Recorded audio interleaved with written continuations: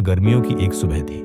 खेतों में सुनहरी धूप फैल चुकी थी और हर ओर हरियाली का नजारा था। पेड़ों पर चिड़ियां गा रही थी और ठंडी हवा के झोंके मन को सुकून दे रहे थे। ऐसी ही एक हरी भरी घास से भरे मैदान में रहती थी एक छोटी सी चींटी। वह कद में भले ही छोटी थी, पर उसका हृदय साहस और मेहनत से भरा हुआ था। चींटी का रोज का काम था अपने घर यानी बिल में अनाज और खाने का सामान जमा करना। वह सुबह सुबह निकल जाती, दूर तक खेतों में घूमती और हर दाने को अपने से कई गुना बड़े आकार के बावजूद खींच खींच कर अपने घर ले आती। उसकी लगन देखकर लगता था मानो उसके पास असीम ऊर्जा है। इसी मैदान में एक टिड्डा भी रहता था। टिड्डे को संगीत से प्रेम था। उसके लिए जीवन का अर्थ था गाना गाना, नाचना और मौज करना। जब भी चींटी किसी भारी दाने को खींचते हुए पसीने से लथपथ होती, टिड्डा पास ही किसी पत्ते पर बैठकर बांसुरी जैसी आवाज में गीत छेड़ देता। अरे चींटी बहन, यह गर्मी का मौसम है, धूप खिली है, हवा ठंडी है। ऐसे समय में काम कौन करता है? आओ बैठो, गाओ, नाचो और जीवन का आनंद लो। चींटी मुस्कुराकर जवाब देती, टिड्डा भाई, अभी समय है खाने का इंतजाम करने का। जब सर्दियां आएंगी तो यही मेहनत हमें ठंड से बचाएगी। तुम भी थोड़ा काम कर लो ताकि बाद में पछताना न पड़े। पर टिड्डा हंस देता और फिर गाने में मशगूल हो जाता।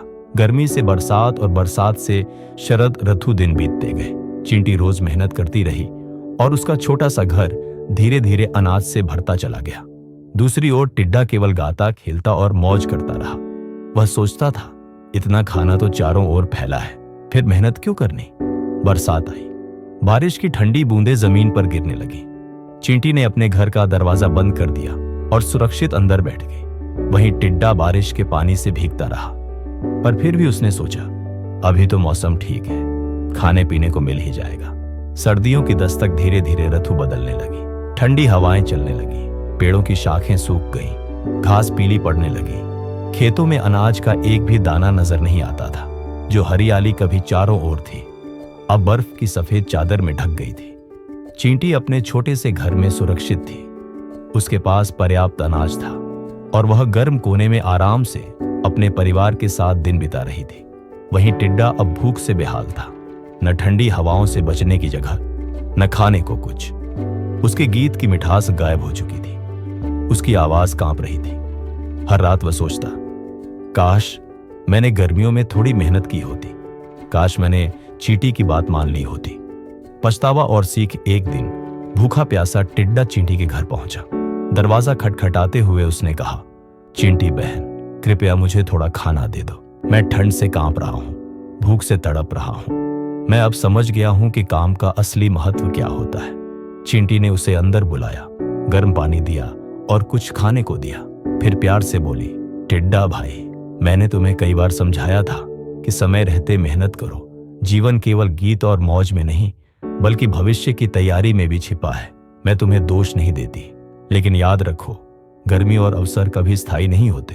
आज जो बीज बोते हो वही कल फल देते हैं। टिड्डे ने सिर झुका लिया। उस दिन के बाद उसने ठान लिया कि अब वह मेहनत से पीछे नहीं हटेगा। प्रेरणा सर्दियां बीती और जब अगली गर्मी आई तो टिड्डा अब वही बेपरवाह गायक नहीं रहा। अब वह चींटी के साथ अनाज बटोरने लगा। गाने का शौक उसने छोड़ा नहीं, लेकिन काम के बाद ही गाता। उसके गीत अब और भी मधुर लगते थे, क्योंकि उनमें मेहनत और आत्मविश्वास की गूंज थी। मैदान के अन्य जीव भी इस बदलाव को देखकर प्रेरित हुए। सबने सीखा कि आनंद और संगीत का समय तभी सुहाता है जब भविष्य सुरक्षित हो। कहानी का सार टिड्डे की ग्रीष्म ऋतु की मधुर ताने सर्दियों की भूख में खो गईं। वहीं चींटी की मेहनत ने उसे सुरक्षित और सुखी भविष्य दिया। मूल्य: आज मेहनत करो ताकि कल चैन से जी सको। खेलो जरूर, पर तब जब काम पूरा हो जाए।